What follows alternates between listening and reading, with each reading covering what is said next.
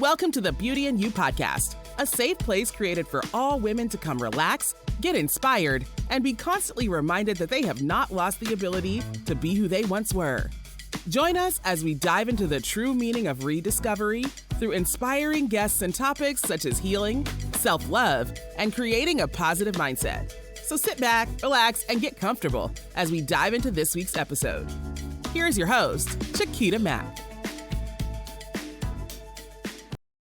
Hey, y'all, and welcome back to another episode of the Beauty and You podcast. I am so excited for this guest today. You are definitely going to be blown away. MiCole Forte obtains her doctorate from Experience University. Her passion has always been in helping women through telling stories about her personal experiences.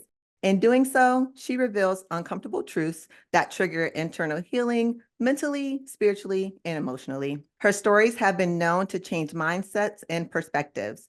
When she's speaking, she never tells a story without a point and never makes a point without telling a story. She truly can find the mess in any message.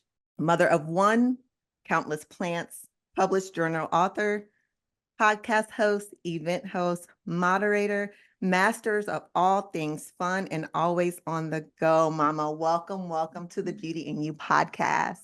Thank you so much for having me. I'm so excited. I am so excited to have you. I've been watching, we're Insta sisters. I haven't caught you in person yet, but Instagram sisters, and your journey has just been amazing. Your ability to just remain true to who you are, and you're never afraid to tell the truth or to inspire and share your experiences. So thank you for being here today. Thank you for having me. It is truly an honor and definitely aligned with my whole goals for 2024 as far as like getting my message out there. So I am happy for this to be the first of very, very, very many in-depth conversations that I will be having about life and everything else. Yes, I'm so honored. I want to, there's so much that I want to touch on today, but I'm going to have you lead us and we'll just go from there. All right. I really want to talk about your rediscovery journey. And I understand that you've definitely been full circle. So yeah, so do you care to just lead me in a little bit on your rediscovery journey? Man, let's just rip the Band-Aid off, right? We're ripping it off. Rediscovery. Wow. I feel like me and rediscovery have a love-hate relationship right now. You know, coming into adulthood and coming into finding yourself in your journey, a lot of times you think that it's so like one and done, right? You feel like if I find myself, if I figure out what I like, what I love, if I love on myself, then the work is done. But it's not. What I'm learning about rediscovering is that it is constant. And it's also kind of disappointing because you get to a level in life where you're like, yes, I did it. I found me. I love me. And then life takes a pivotal turn. And then now you're at a place where it's like, oh my gosh, I now have to rediscover another part of me, or I have to rediscover myself because I'm not who I was when I rediscovered myself the first time. Yeah. So I'm learning as I grow and I evolve and I become the woman that I desire to be. The rediscovering is just constant, and it never ends. And it's very exhausting. So where I am on my journey now is just understanding that and feeling okay about those steps when I get there. For instance, I went through the stage of rediscovering myself after bad relationships. And that was me finding myself and me falling into who I was, learning what I liked, what I loved, learning how to love on myself so other people can love me too, right? And then I was rediscovering myself as a mother. So it was like, those are two separate entities. I had to rediscover who I was or who I could be for someone else, right? And now recently I'm rediscovering myself in the dating world because, you know, I love me for me and I love me for my motherhood. but do I love me enough for someone else is totally different. It's a whole different job. And I'm learning that. And it's a process. It's a very uncomfortable process. It's all of that. And All it's of it. scary. Terrifying. It's really scary. And I was even nervous for our podcast today because I'm like, oh my God, we're going to talk about love. We're going to talk about vulnerability because Yeah. those are all the things that I struggle with. It's I natural. Yeah, I'm like, oh my God, I don't even feel uncomfortable talking about it, but I need to share this part of my journey because yeah, rediscovery is scary. And for me, I can tell you about self-love and self-care and Oh yeah. all that all day long. But you want to talk about love and being vulnerable and allowing your walls to come down? I'm Yes. like, you know what? I don't Being really. submissive and understanding and all Mm-mm, kinds of stuff. I Like don't want to talk about that. it's hard. I found myself, I like the way I look for me, right? Like Hmm. when I put on clothes and when I go out, I'm perfectly fine with a lounge set Yep. and and my hair up and my hair tied or my locks not tied. And I was finding in dating that doesn't really work for me because I don't want to look like that with someone else. Like Mm. I want to look like that with me. That's the level of me that I want. That's the love of, what I want for me. Right. But it's not so much the love that I want for someone else to see me in. And it's okay for them to see me that way. But like if I'm on somebody's arm, like I want to be stepping, like I want to look Yeah. good. I wanna walk in a room like, oh, that's her. Yes, it Yeah. is. So it's totally different. So the way I dress, the way I act, the way I carry myself for me, and the way I carry myself and act and dress with someone else is two separate entities. Hmm. And making that into one person. Making it into one person, making it, and two things can be true. Like you can Hmm. love lounge wear, and you can also love putting your heels on and your makeup on and looking pretty and glamorous and stepping out as well. So I'm learning how to be comfortable with both of those sides. And it's a transition because it's like, oh my gosh, all I want to buy is loungewear. But it's like I can't buy loungewear. I have to buy date night stuff because I can't wear my lounge wear to date night. And that's the side that a lot of people don't talk about when they Hmm. when they talk about stepping into like the redefining themselves in relationships or for someone else. They don't talk about the work that it takes to kind of mold yourself in more ways than one. Yeah. And even, in marriage, because I've been married for 16 years, 16 years. And we've been through a lot of transition. But even that, like, you find yourself comfortable, like, oh, I ain't got to shave all the time. Oh yes, I got to, yes. yeah, you need to still do those things. I am the worst. It's the winter time. I shave my Life together, and I love workout clothes. I love me a pair of tights Yes, and t-shirt and my sneakers or my Ugg that's boots. long. I'm good. And just understanding myself for my spouse because we've changed a lot. Like we've Yeah. been together since we were 18 years old and we're 37 now. So in that time, there has been a lot of change and transition and growth and just really understanding who he is now. And for him to understand who I am now, it's been a lot of growth there. And we actually just had a conversation the other day about understanding our growth and transition and being comfortable with each other to have those conversations. And so relationships, dating, all of that, it's definitely a lot of work and progress. And you're right, a lot of people don't talk about it. You go through social media and everyone's like, you know, Yeah, posing. It's like, it's not like that all the time. And it's okay to talk absolutely. about those things. It's okay to talk about the difficult parts of relationships and, growing with your partner and growing into the person you want to be whether you're in a relationship and when you're not in a relationship. Absolutely. Absolutely. It's two separate entities and it's not always fun.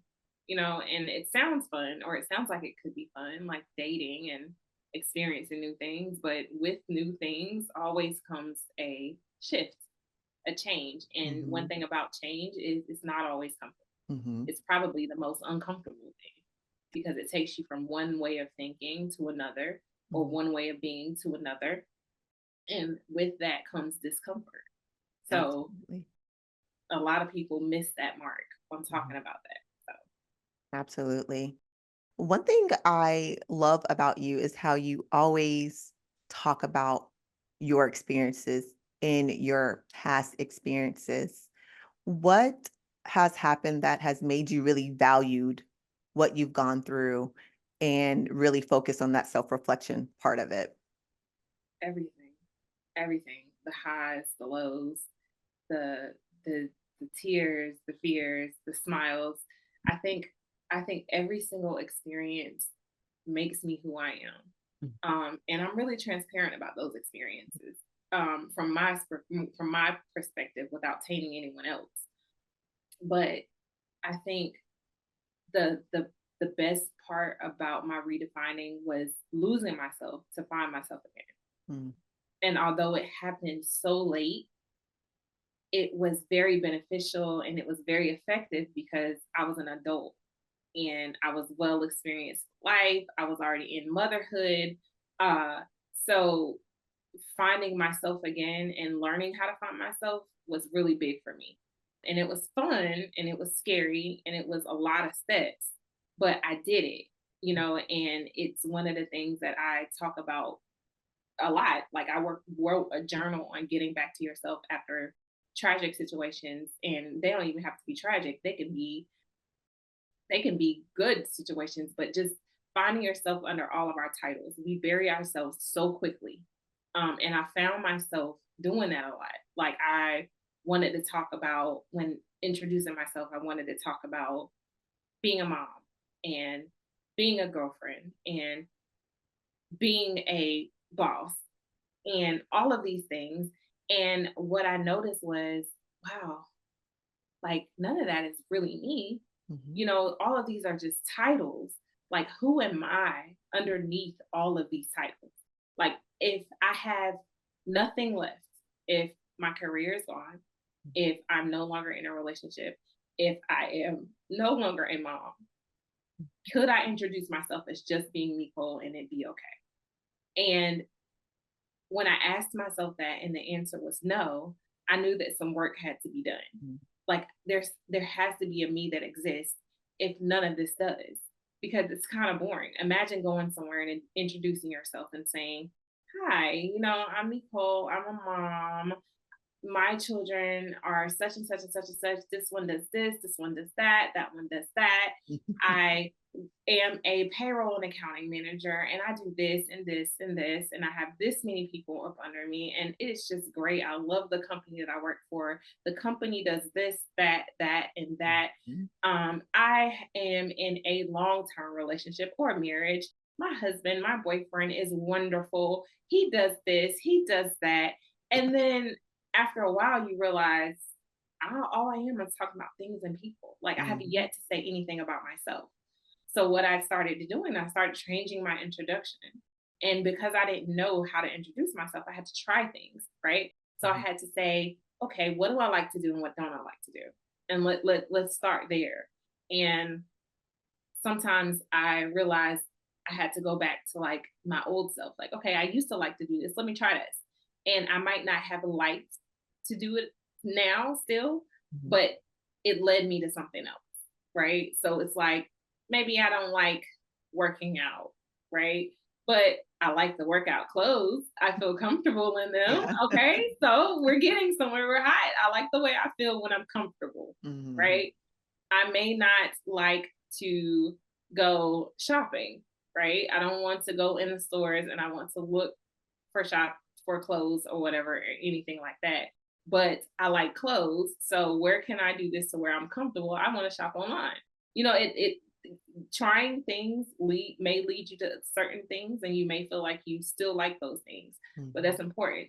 So then you're discovering yourself. You're defining yourself. So mhm, now you're having things that you can actually say about yourself when you're introducing yourself.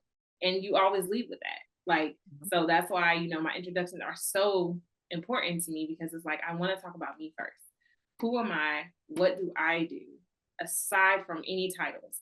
And then all of that falls after that, right, because the person that is in front of you, the person that is speaking to you, is who you're talking to, who's present, is who's talking to you. So you don't want to be that person to be tainted by a whole bunch of other things. And that was really important for me to learn, and that has been the best journey ever. When you were giving the introduction, I was like laughing to myself because that was literally the hardest part of my rediscovery journey, was just that question, who are you? Mm-hmm. And when I went to therapy, and that was the main thing that my therapist at the time was like, who is Chi Quita Mack? And I'm like, I have Trey and I have Aaliyah. And she's like, no, who are you? And I used to be so angry. Like, when I talk about the level, because she pushed me, she was willing to push me, first of all. And I just don't like to be, don't do that. Right. But I needed that. And she knew it. And she would push me, push me, push me. I would get so upset. Like, why do you keep asking me this question? She's like, because you're not answering the question. Everything that you're saying to me is what you are to everybody else, but you're Right. unable to tell me who you are. And Right. that's when I was just like, you know what? I really don't know who Chiquita is Because, anymore. yeah, Now I know who I used to be. the best advice I give to people who are thinking that they're losing yourself is to ask yourself that very question. Mhm. Because it is that question right there is crazy. I found myself, even when sending my introduction for this very show, Mhm. stumped for a second, and immediately it was like oh crap, I've got work to do. Mhm. Because as I'm redefining myself, I'm changing. Yep. So it's hard to or reintroduce or even introduce yourself at all when you're rediscovering yourself again. And when writing it, I'm like, oh crap, where do I start? Where do I go? Mhm. And at first I was like, oh, I can say this, and I'm like, oh gosh, I'm doing it again. I'm titling myself. Mhm. How do I not title myself? Let me get away from this. And it just made me realize, okay, you know what? I have a little bit of work to do right now, because I have to figure out what to say. Like, I love to travel the world and I love to experience new things, but what's the root of that? Like, why am I Mhm. doing that? Like, what's the why to that? And how is that connected to the version of me that I want people to know? Right. And trying to understand that is very tricky. So I was like, oh, I got some work to do. I struggled my introduction a little bit. No. Time to do some work, to some soul searching and see what's going on. So what is crazy though, but your introduction, like when I received it, I'm like, this is accurate. This is like, seriously. So you did good. Girl, you did good. Because I love my I only know you through, yes, social media, but to me, you are who you are. I've never been like, oh my God, this is not. yes, And when I read it, I'm like, yep, yeah, mhm, this is who she yeah, is. You're never afraid to be who you are. You're never afraid to say, I tried this, y'all, and you don't hide the bad sides of it. You literally give us the good, the bad, and the ugly. And I think that is so important. It is so important, which is why your message is even more valuable. yeah. It's hard though, because it it's already, like, I feel like when you're in the ugly, it's already an uncomfortable place, Hmm. and then, like, you have to tell the story, which also makes it uncomfortable, because you're like, oh my gosh, am I going to be judged by this? Like, how do I put this to where it's not judged? And then you have to get to a place where you just don't care. You have to realize, like, you know what? Somebody gets it.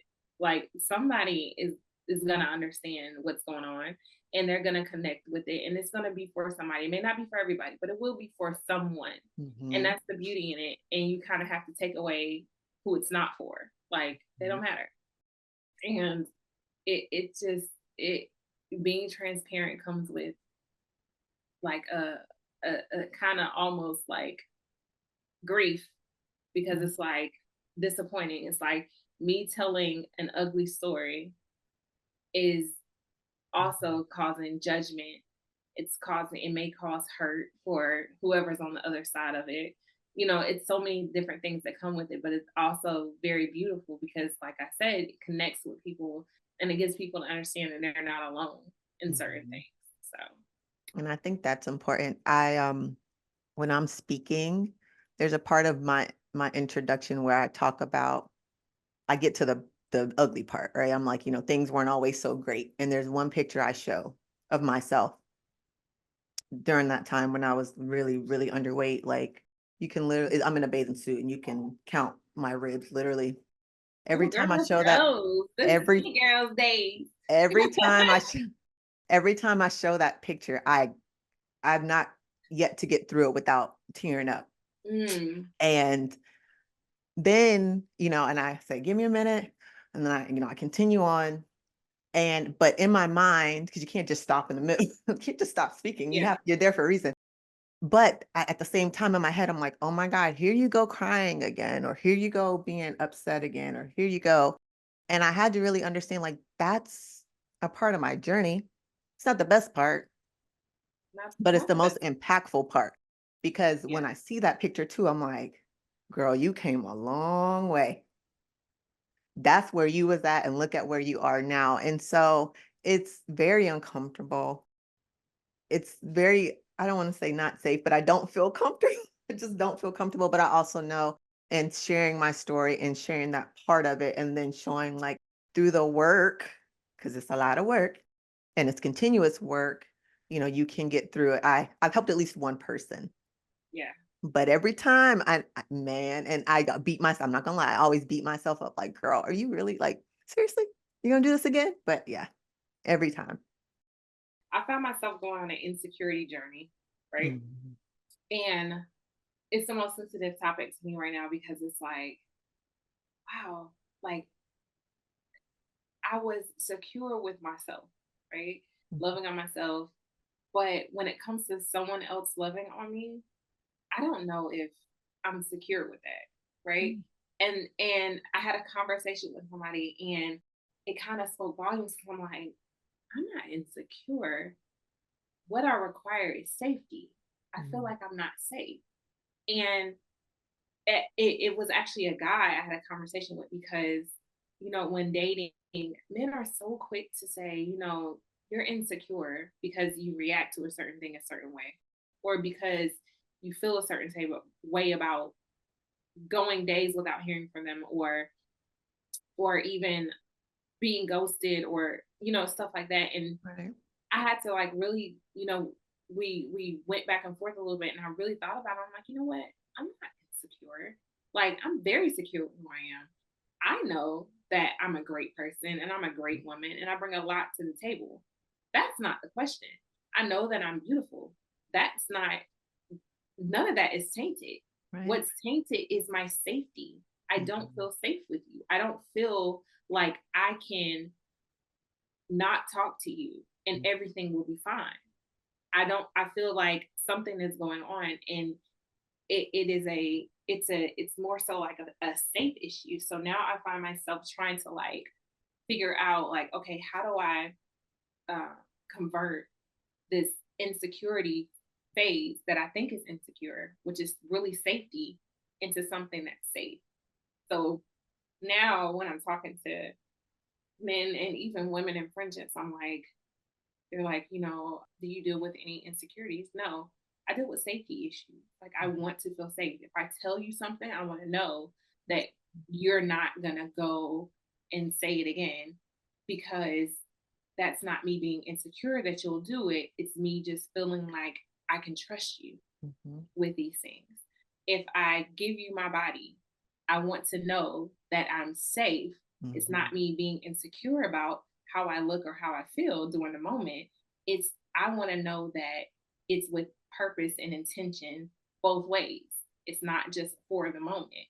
Um, so I think, like, that right there is like a really big thing for me right now, as trying to, like, figure out how I break down that safety versus insecurity thing. Like, I am not insecure. I Right. just want to feel safe with my feelings, safe with my time, safe with my space, safe Mhm. with my words, safe with so many other things. And there's absolutely nothing wrong with that. Yeah. Like, the fact that you're even able to process and realize, like, it is safety and that's what I need. We do that all the time, as far as even friendships and relationships, just feeling safe. I got about 5 people that I will consider friends, like Oh yeah. sisters. Because of that, I need to feel safe. I don't like to be in a room full of people because I don't know I don't know Right. y'all like that. Right. So Right. I will sit there like on my phone and then it comes, well, what's wrong with you? Nothing. I'm just sitting here because I'm really uncomfortable. I don't like small talk. Right. Oh And my gosh. I, I hate yeah, small I'm talk. like, mm-mm. And I have to feel like you're not trying to take from me either. Right. I've had that too. And Right. so I think it's fair to Yeah. want to be safe and want to feel safe and being able to express that like I need to feel safe in my environment and within my relationships because if I'm not safe, then I know that I'm not even going to give half of what I'm supposed to be. right and what I bring and then being able to receive that love that I am more than worthy of receiving. It's not going to happen if safety is not met first. Absolutely. Absolutely. So I do want to talk about your travels. Okay. And I want you to tell me about your travel adventures, but the confidence in being able to travel alone, Oh, because that is huge, it especially in is. rediscovery. It is. And that is a big part of my rediscovery journey is being able to break away from my regular routine and just get up and go and relax and take a break. Um, the one thing I love about it so much is that I've always, since learning who I am and learning what I like and love, I've always scheduled time for me. I've always made that space and that time for me. So I do have a travel budget. I have a travel card and I will swipe it, pay it off, swipe it, pay it off. They'll increase the balance. I'll swipe it, pay it off. And then a lot of stuff I pay cash for. But I am learning that like travel is like my safe space. It is my happy space. And I used to be so afraid to travel alone, but then I realized like I am alone. Like, I can't wait for people to want to do things with me. And I can't just only do things when people want to do things because I used to be the one that's like, okay, well, I'll go with them and I'll be like a third wheel or a fifth wheel Mhm. or, whatever odd number it is because they'll just be me. But then I realized I'm on other people's times, I'm not on mine. So I kind of had to like just swallow it and just be like, let me try it. And one thing that I love, there's a quote that says the best things in life live past fear. And Mm. they do because I was so terrified the first trip I went on, like, oh my gosh, I'm doing What am this. I I'm doing? going to be kidnapped and I'm gonna be somebody's sex slave for a Oh very long Lord. time. I don't know if anybody's gonna find me. This is gonna be terrible. I had all these things going in my head. I was just worse, worse, the worst. And then finally I was like, shut up. Like, shut up. Like, I had to like really take myself out of the idea that like you have to get past the fear. And a lot of people say, like, oh, you went all the way out of the country, is it safe?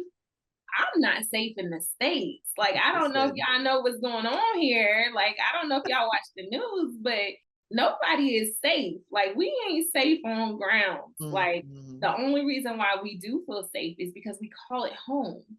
Yeah. Our families are here. What we know is here, and we're going to environments that we're not familiar with. So we think that that means that they're less safe, but in all reality, they're not any less safe. You're just unfamiliar with the environment. So when traveling, I always try to find the like most beautiful places, and it doesn't have to have like a whole lot of extracurricular stuff like activities and stuff like that. It just has to have an aesthetic that I crave, right? Mhm. So it's like at certain times, like for Christmas, I really want it to be like fun and playful, and I wanted to have a good time, and I also wanted to relax. So when picking a resort, that's what I picked, like Mhm. something fun with color and brightness and somewhere I was going to have a good time. My son's dad and I co-parent, so I have an amazing support system that helps, Good. and that support system kicks in whenever I need it, which is great. And it Mhm. allows me to be able to travel and go and do things. And so he's usually gone during the holidays, and the holidays are already bad for like depression and so many Mhm. different feels you Yep. go through during the holidays. So one thing I refused to this year was sit around. Like my son is not going to be here. My Right. cousin is leaving. My brothers are gone. My mother is doing whatever. Mhm. Everybody's doing something. I'm going to do something. I'm not just going to sit at the house and be in an empty house when I can be somewhere else. You know, I can afford it financially. Like, what's stopping me from going? And you got to just take the fear out of it and be like, oh, well, bye. And Yeah. that's what I do. I'm like a little kid in the air. It's like, oh, it's so exciting. And sometimes like I'm really annoyed with the airport and I'm really annoyed with the plane and I'll sleep. But when I get there, it's just like this overwhelming, like, wow, like I'm here. It's a different scenery. I can think, I can feel clearly. I don't have to worry about my doorknob being broken and needing to be fixed, or the laundry needing to be Mhm. done, or what my son did last week. I can literally just bask in the beauty of wherever I'm at. And that for me is like the best self-care ever. That's so cool. Like, I know what it feels like to be scared to travel by yourself. But you 'Cause did I it. did it. Yeah. And that is one. So when you talk about like redefining moments, like that is literally a redefining moment in my rediscovery journey because girl, I was scared. And I But you got tried. there, and how'd you Oh feel? my God, I felt amazing. See? I was so afraid. First of all, I don't do well on long flights. Yeah. I'm like, oh my Lord. But like, nope, get on a flight. I'm gonna go to sleep. I'm gonna wake up, I'm gonna eat. Like I had it broken down in my head so I wouldn't freak myself out. But once I got there, I was so proud of myself. I See? was proud of myself because the old Keita would have gave 20 million reasons why I couldn't go on that trip. Yeah. And I would have been like, oh, Trey needs this, and Trey has basketball, and Leah has track. And then, oh my God, I have to do this, this, this, and I can't go. And then I would have made it convince myself enough where it's okay. Yeah. But I was so determined. I'm like, nope, I'm going. I need this for me. And it's the most beautiful moment, like riding my bike in Spain on the countryside and seeing I love horses. When I'm Yeah. like, one day I'm gonna have a horse. But I love horses and like to have like the horses just come to you. And I have a picture of me like just petting somebody's horse. Thank God I didn't come outside and say nothing. But the I'm like, but I would have never experienced that had I not put fear to the Behind it. side and do something for myself. That trip definitely defined where I am now. Yes. Another thing that is really big on that it has me really big on travel is people don't expect me to be able to do it. I'm Yeah. a single mom. I'm a single woman, you Mhm. know, but it's something so satisfying about people. It's like, oh my gosh, you're going somewhere again. Like, how do you do it? Mhm. Magic. I Like got this. I love there's a statistic that comes with being a single mom and a single woman that you can't have it all. And that's not true. You absolutely can still have and do it all. Now it is a little bit more expensive, don't get me wrong. If anybody tells you that traveling with one is better than two, it is absolutely not.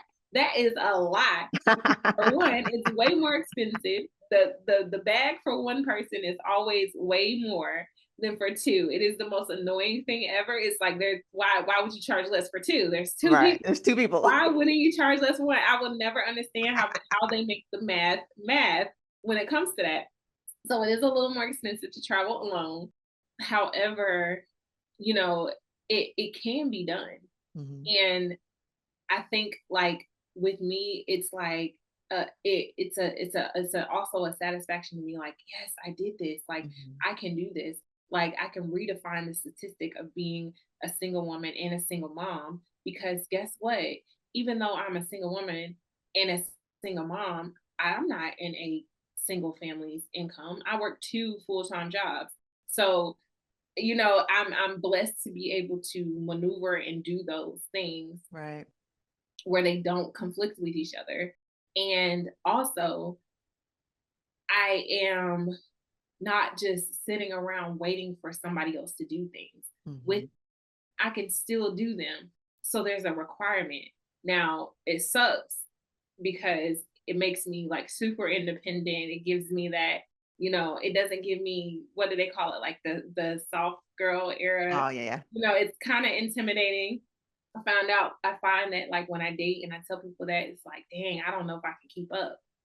And I'm like, but you gotta, because that's a requirement. Yeah, that's a requirement for me. Yeah. So it sucks trying to find people that are able to keep up with that because it's very rare.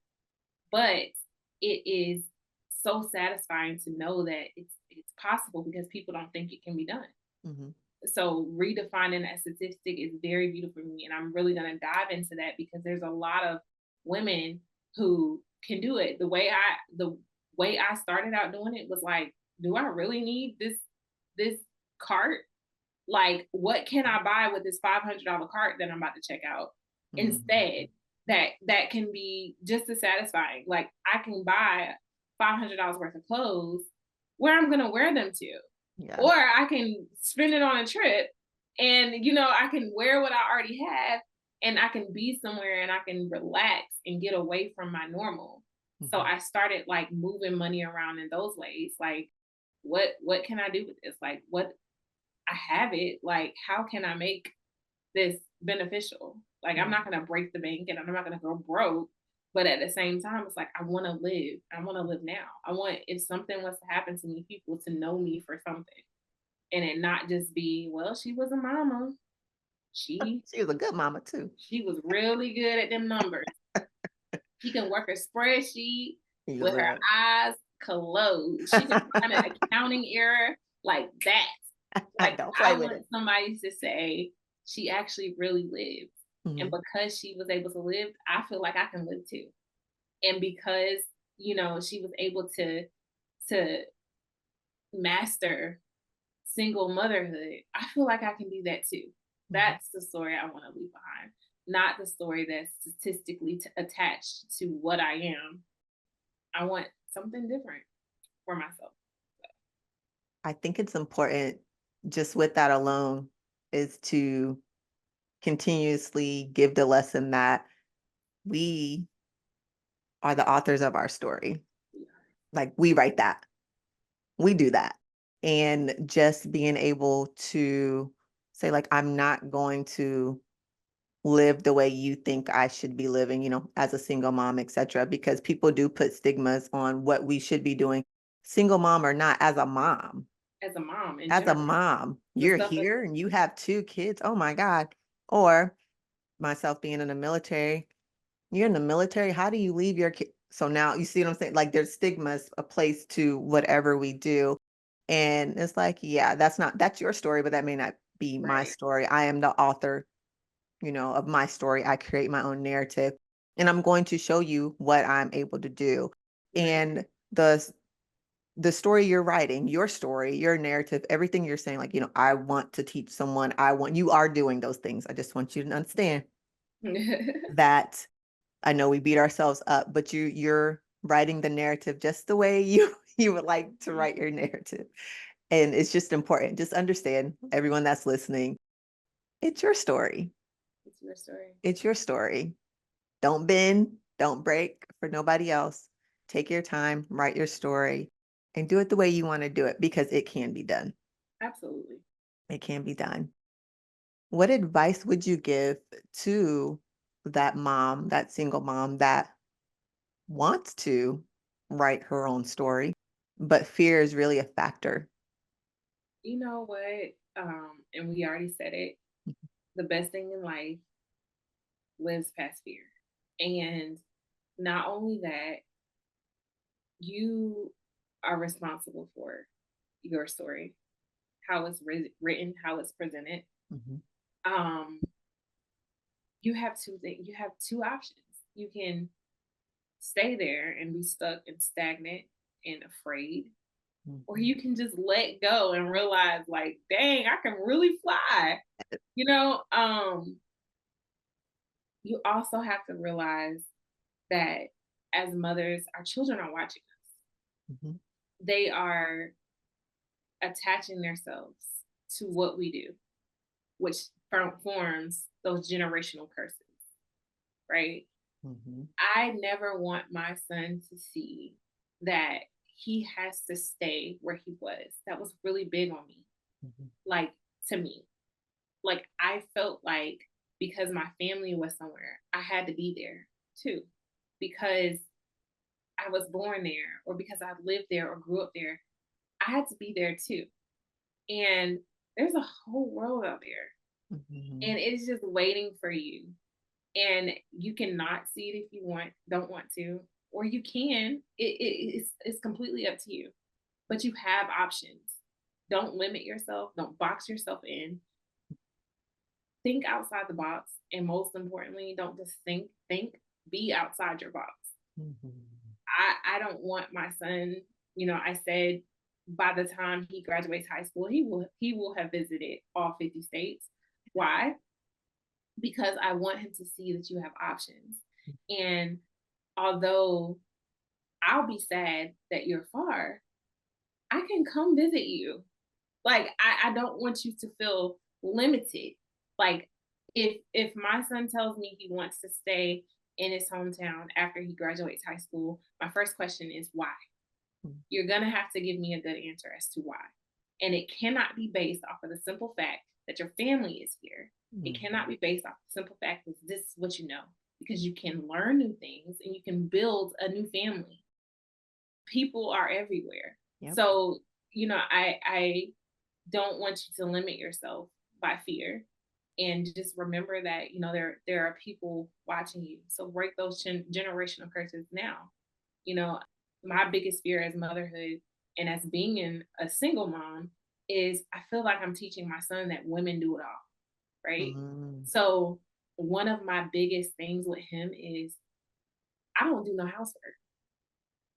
I will pay the bills, but you're going to have to pull your weight somewhere. Yeah. So I'm not doing the laundry. I'm not doing the dishes. I am not vacuuming. Mm-hmm. I'm not doing it. Now, I will give my house a really big, deep clean sometimes. Like, I'll clean it, but I am not doing everything, because I don't want to unconsciously teach you that this is what women do. Women go to work, they come home, they cook, they clean. That's it. No, you have to pull your weight. If you're not working, you better be doing something. Right. If you are working, somebody better be doing something for you. Like, that is the narrative that I want to teach.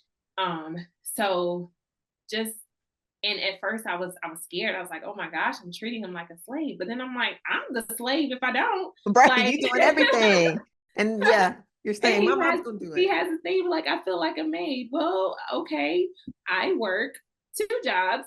I'm paying all the bills. I'm supporting you financially. Anything you want to do, I'm driving you around. Uber. Anything you want is at your disposal, at your fingertips. In return, you have to pull your weight in some way, and you are capable and able to do this. So I'm not doing it. Like, I'm not doing it. Now, I'll give my house a good deep clean every now and then, where I just feel like cleaning and I'll put my music on. But on a regular day, on a regular basis, that laundry needs to be put in the washer. Then when it's done, it needs to go from the washer to the dryer. Then after it comes out of the dryer, it needs to be folded and put away. Put it away, yes. If I have to cook, because he's not cooking yet, I will cook. Mm-hmm. These dishes, you ain't got to wash them. The dishwasher gonna do it, but you're gonna load it, and you're gonna unload it, and you're gonna put it away. Like, you don't have to get in there and scrub. There's more than one way to get home. And we can do things the smart way and the efficient way, but they gotta be done. So my advice would just be, just change your narrative, change your idea of what you want. Really sit down and say, how do I want my life to look? Like, this is my reality. This is what the cards that I'm played, right? I mean, the hand that I'm dealt. How do I want to play them? And you just go from there, and you'll find the beauty in it. And there will be a lot of ugly in it too. But the idea is to make your life as beautiful as you possibly can. or as comfortable for you as you possibly can. And you'll find that happiness will attach to it. Yes. I love it. Absolutely. We just have so much power. And I Absolutely. feel like we somehow sometimes take our own power away You do. and not understanding how much power we truly have, especially with our mindset, positive mindset, not walking around saying everything is all hunky dory, but just understanding like I have the power, I have control of my peace and happiness, that part. Mhm. Because I remember I was talking to, oh my God, he's retired now, but one of my old bosses a few years ago and really going through the ugly of my journey. And I kept saying, like, when we get past this court, it was court, when I get past this court part, then I'll be happy and then I'll feel at peace. And then, but every time I said, I would say, when we get through this, then I would be, and he would be like, he's like, Mr. Banks, hi, Mr. Banks, if you're out there. He said, why do you keep saying when you get through this, then you will have? Why are you not trying to be at peace now? Like why are Exactly. you giving them control over your peace and happiness? And I'm like, what are you talking about? No, because then I won't be as stressed and then I'll be able to have the peace and happiness. He said, no, sweetheart, that ain't it. And that's when I started to realize, like, wait a minute, I can choose how, and I can't choose what people do, but I can choose how I react. I can choose who I let in my circle and my comfort zone. And I have the ability to say no. Absolutely. So why am I putting myself in uncomfortable situations and relying on certain people to do what I would like them to do to make me happy? Finding the reasoning to something is big. It's key. Hmm. I had a mom come to me. She messaged me and she says, "I'm exhausted. Like all of my kids, I have to do this, this, this." And I just asked her a simple question. I was just like, "Why are you exhausted when it comes to housework or this and that? Like you have three capable children. Why are they not doing their laundry? Why are you doing laundry? Why are you doing?" And they're small battles. You pick your battles, right? Like Mm. you can't have it all, and they might not do the laundry right. My son doesn't do the laundry right sometimes, and I have to refold stuff, or I have to sit and take the time to show him, this is how you fold a towel. Don't fold this towel like this, or I will unfold the entire closet and you will fold them again. This is how you Hmm. fold the towel. You have to pick your battle. So yes, I'm exhausted as a mom. That's something that just comes with it. Hmm. I can still be exhausted by not having to do the chores around the house, because I have to delegate them and I have to critique them and I have to make sure they're done right. You pick your battles. So I'm trading physical exhaustion for mental exhaustion, Hmm. because Yeah. physically I'm not tired because I didn't vacuum all of upstairs, right? Hmm. I'm not physically tired. But I sat there and said, "You missed the spot. You have to vacuum like this. This is how you vacuum. I have to show you and train." But after a while, you have to realize everything folds. Everything comes to an end. Hmm. So while I'm now exhausted because I'm not necessarily doing the work, but I'm overseeing and delegating, that's tiring. Eventually, I won't have to. So you have to kind of pick your battles, and you have to learn how to define your why. Why am I exhausted? And how do I get off of this? And kind of pick what works for you. But yeah, finding the reasoning to something, you can't just kind of say, well, if I ever could travel, I'm gonna do this, or when I ever do get some money, I'm gonna do this. Like there are ways that you can do everything, and the only person that stops and limits you is yourself. Yep. Yourself. Always yourself. You have to be willing to do the work, and once you do the work, you will find that everything else falls into place. Hmm. Absolutely.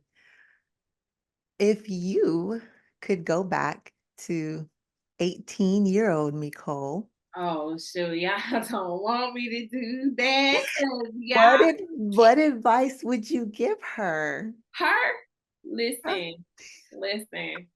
I mean, don't ask me, can I go back? Because if I could go back, I would be unstoppable. Mhm. I Yes. wouldn't I wouldn't give no advice. I would just do. I would be like, do this, this, this. If I could talk to the younger me, I would tell her to live Mhm. and not in the idea of what is deemed to be normal. Find your own normal. Find what works for you. I feel like we're in a state, we're in an era where old normal ain't normal anymore. Mhm. Like, it's not the American dream anymore. Like, it's not, you gotta, do certain stuff and it be black and white anymore. Like, we're constantly changing what is deemed as normal, right? So I think that I would tell my younger self, whatever you want, do what you want to do, not what people think you should do, or not what you think you should do. Like, what do you want, and do that. And don't waste time on anybody else's wants and needs but your own. Be selfish, very selfish, and selfless. All right, Mama. So the next thing I wanted to do was actually transition into your journal titled Finding the You in Yourself. Can you tell me a little bit more about that and what it meant to you once you accomplished such a big deal as to even writing and publishing a journal? All right. I will say Finding the You in Yourself has a sequel coming. So I will disclose that it is currently being worked on. I found that that version worked for, it's like levels to it. Mhm. So like I said before, like that rediscovering, that finding you, there's so many different levels to it. So I mentioned in that journal, well, I'll give you an outline of how it works. It's currently not available because I am getting ready to put the next one up, and I wanted it to be like a bundle. So if you don't have it and you want it, you can message me and I can get it for you. But the outline of it is it goes back to the beginning. Mhm. So in my own rediscovering, I found that I had to figure out where I lost myself in the first place. Mhm. And when you're trying to find yourself, you have to figure that out first. Because if you don't figure that out, sometimes you can be doing the work, and by not healing from those reasons why you lost yourself in the first place, you won't really truly find yourself. So the journal starts with you really going all the way back to where you felt like you knew who you were. Me personally, it was so far. It was all the way in my childhood. Mm. And sometimes that's what it takes. Now, don't get me wrong. I am not a therapist. I'm not a licensed therapist. My mother actually is. So I grew up with her terminology. I grew up seeing her work, hearing her work. So I feel like that's where I get my help me attitude from, is from seeing her help people. I've been to therapy. I tell people all the time, the best university you can ever go through is experience. I have never went to college. However, I hold careers and titles based off of my experience and based off of God's blessings. But you have to know where things happen to fix them, right? So me writing this journal and me creating this journal was strictly based off experience. It doesn't mean you don't do the work. It doesn't mean you don't go to therapy. It doesn't mean that you make me your therapist. That It part. doesn't mean you make you your therapist. It is about finding your therapy. It is about finding yourself. So the first step in the journal is to figure out where you lost yourself in the first place. Once you do that, the real work starts. And from there, it's a process. It has a section in there where you have to find a therapist and you have to write down your first appointment, because that helps. A lot of times in Black households, especially, we didn't want to talk about talking to somebody else about what should have talked about. We labeled ourselves as what we thought was wrong with us, or what people thought was wrong with us, or what grandma said was wrong with us. You bad. You need to sit down somewhere. No, you're not bad. You need help. And we didn't want to talk about those things. So a big thing about my journal, and a crucial part about it, is you have to do the work. And doing that work means seeking help while you're on the journey. And if you don't follow the steps, you're going to miss something. And if you stop too soon, you're going to miss something. So then it goes to finding your therapist. Then it goes to really going into what you want, diving into what do I want? I know where I went wrong. How did it affect me? And how do I move forward and change the effect of it? So for me, my childhood, it went all the way back to me losing myself in a relationship had to do with my mother losing herself in hers. And I saw that and I felt like good relationships sacrificed yourself.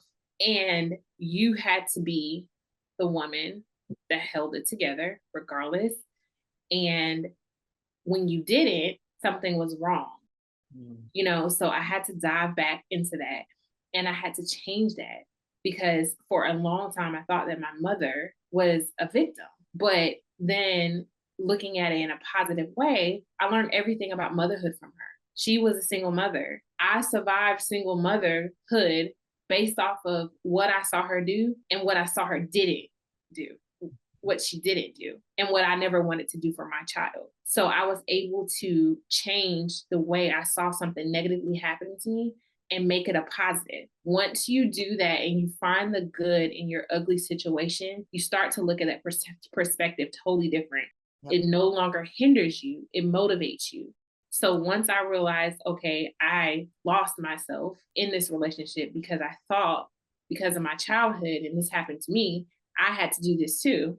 And then once I changed the thought process of this wasn't bad for me, this taught me everything I needed to know. Like my mother taught me that if you want something, you got to go get it. And sometimes the sacrifice is you got to get another job or you got to work twice as hard. So I picked up the hard worker trade. I'm always working.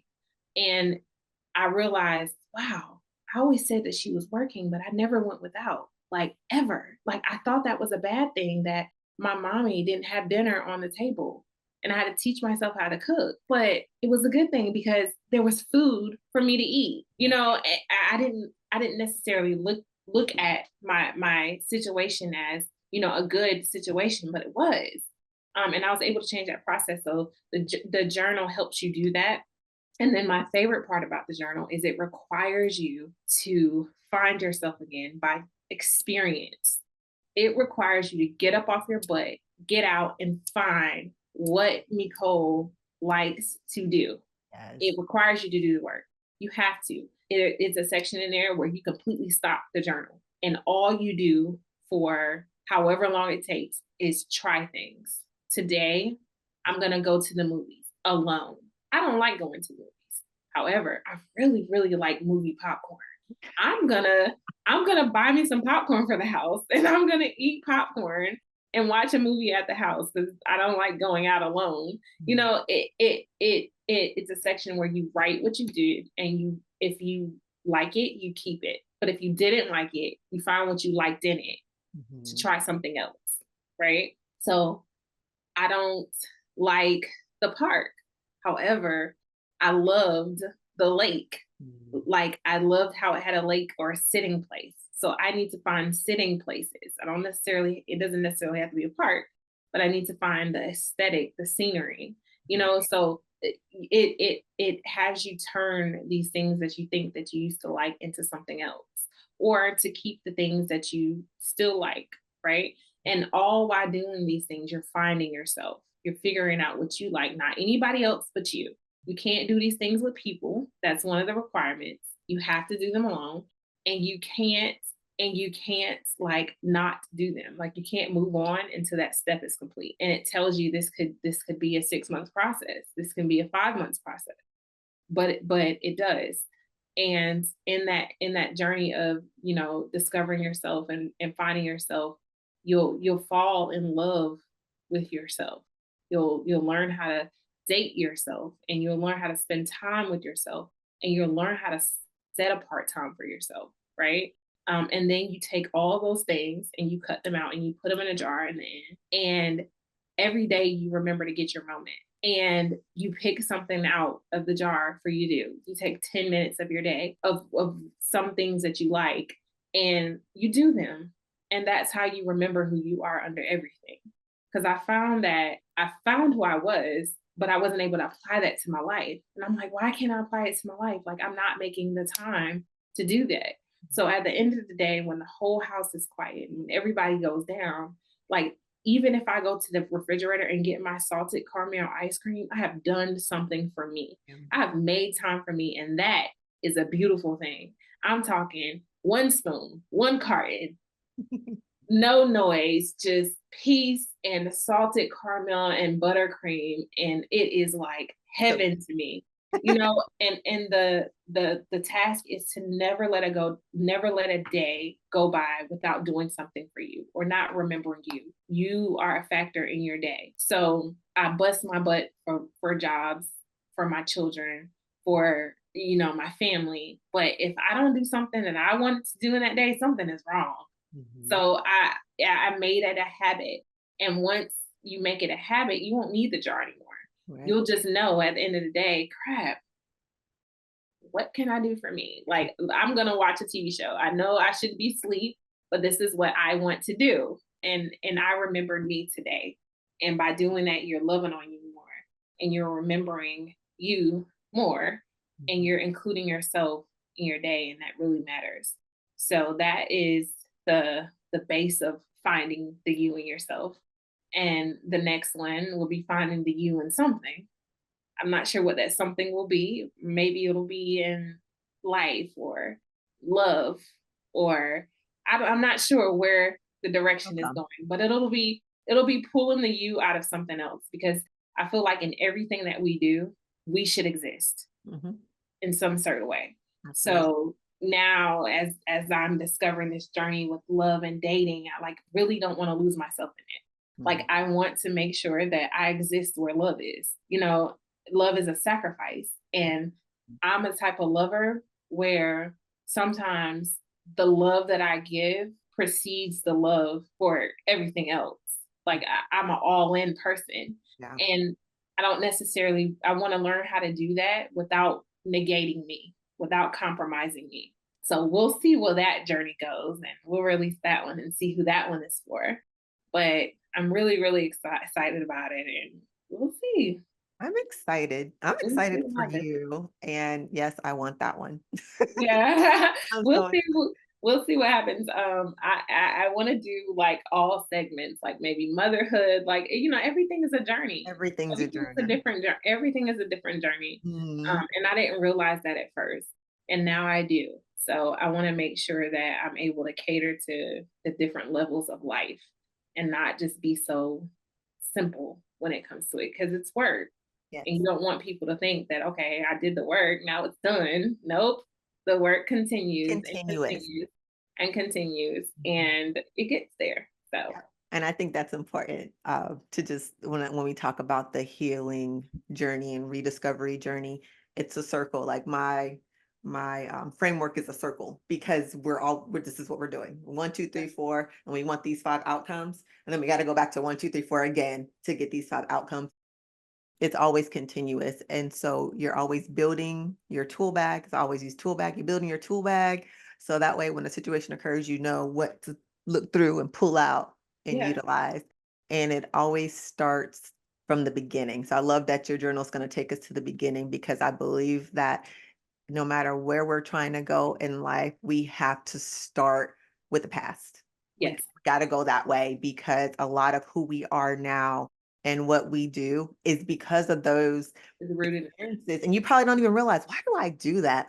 Oh my God. It's something as simple as like putting butter in the freezer. I always use that analogy, but in real life, like my mom always put the butter in the freezer. I don't know why. Don't ask me why. I don't know. Guess what I did? I put the butter in the freezer. And someone else, why did you put the butter in the freezer? And I'm like, I don't know. I My don't know. mom My put mama did my mama did it. And now I don't anymore, because I'm like, it makes it difficult for me, but I still did it. it because my mama did it. But just like that, there's so many things we react to, Yes. or we feel close hold on, or like trust issues. And you're like, where does that come from? It comes from the past, Yep. something Yep. you experienced. Yep.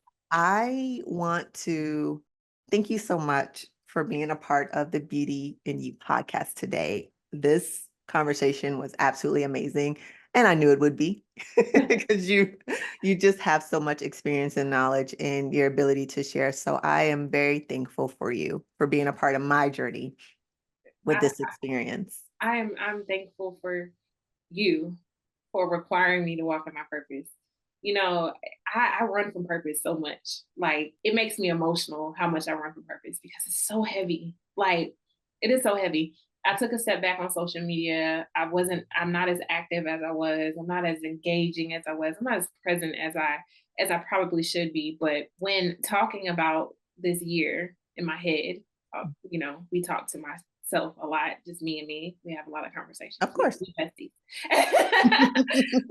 One of my things was I really want to get back at my purpose, because what we don't realize is there's consequences for not walking in your purpose.